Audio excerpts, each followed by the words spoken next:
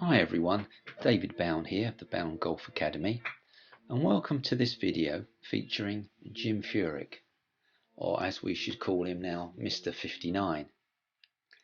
Jim played an incredible round at the BMW tournament recently in the FedEx Cup Series, and it was just incredible to watch. Everything obviously came right for Jim, but one of the stats that I was really impressed with was that in his first round, his average proximity to the hole with his second shot was 30 feet, and on his 59 round, it was 15 feet, and that even included a 3-putt. So it really looked like he was going to shoot a 58, and you know, I've watched David Duval shoot that 59. We all saw that probably on television, but you know, every time they do that, it just looks so easy. It's incredible.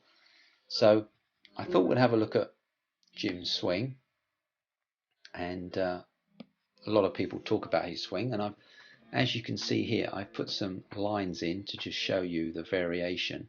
The yellow line is obviously on Jim's upward path of the club head, and as it changes into the red, this is his downswing path. So let's run through this. Jim has his hands pretty low at the address position. And the interesting thing I just want to talk about, so you can maybe learn a couple of things, is the key, as you can see here, is his club head path, his hand path come relatively inside, probably more than you would say average tour pro would do. His hands are coming inside, which is always a good thing for you amateurs to do. Most of you take it outside and lift it up, but Jim brings it on the inside path. You can see where that club head is now, and when his club is parallel to the ground, you can see his hands are still quite low. So as we take him up to left arm parallel to the ground, we can see how this club head is starting to get vertical. I can't really think of any other player that gets the shaft as vertical as that is making millions on the PGA Tour. So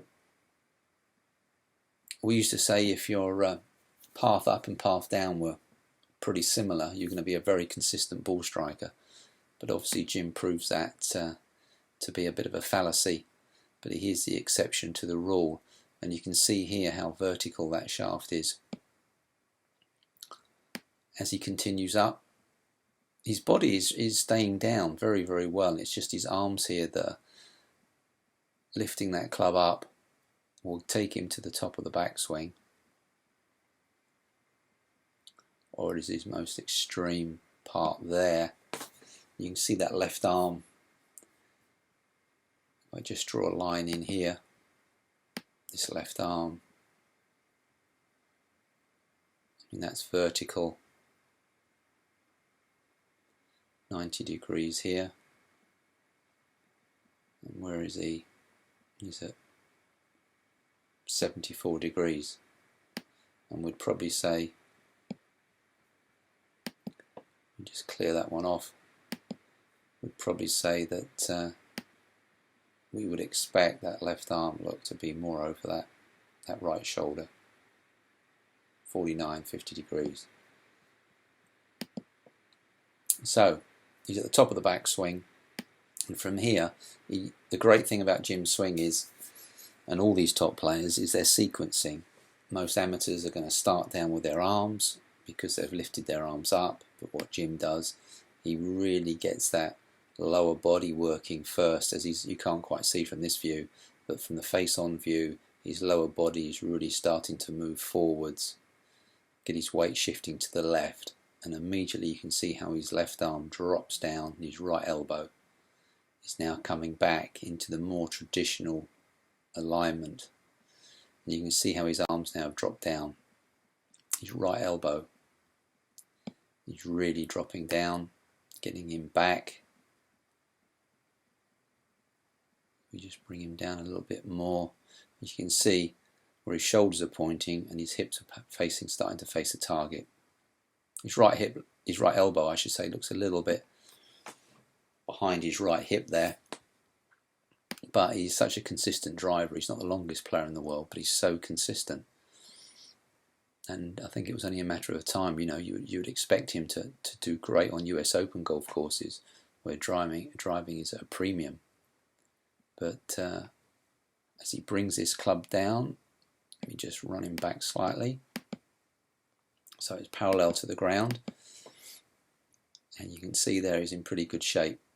Weight's on the left foot, his right heel's coming off the ground. His lower body has moved to the left and he's rotating. And you can see here, his right elbow has not released yet. Club's in a great position. You can see how it's coming down, following that red line, and we'll get him to impact right there. So his right elbow still hasn't fully extended yet. Most amateurs would have obviously thrown the club, thrown that right arm at it, hit the ground first. Jim uses his lower body so well and retains that. The other interesting thing you can just see by the red line is how much that club comes around his body. I was watching him on the practice ground and he had this long line down. This ball just flew straight down this line like a laser, and incredibly straight with a fairway wood.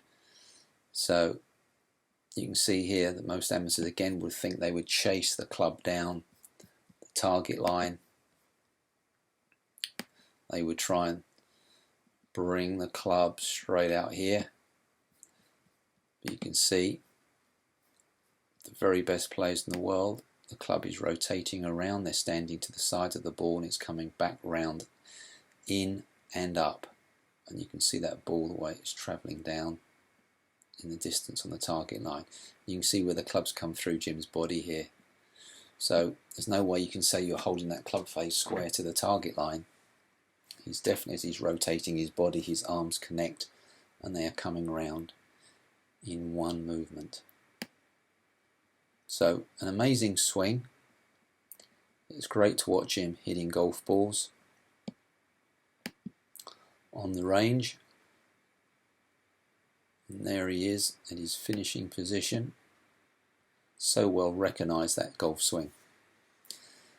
But just thought you'd like to see that, an incredible view of his golf swing, how much he goes in and up on that backswing and how he then drops it down into the great slot, into the hitting area. And that is the key, getting that downswing, the club on the right path, the right plane, angle of attack. It's getting the club face square consistently through his body movement, and he really understands his golf swing.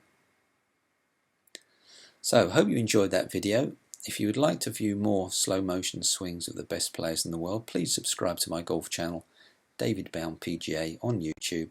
You can also visit my website at www.boundgolf.com to gain further information. And if you have any comments, please go to my YouTube channel and I'll do my best to answer those. And if you would like to have your own online swing analysis, contact me at david@boundgolf.com. Hope to see you soon.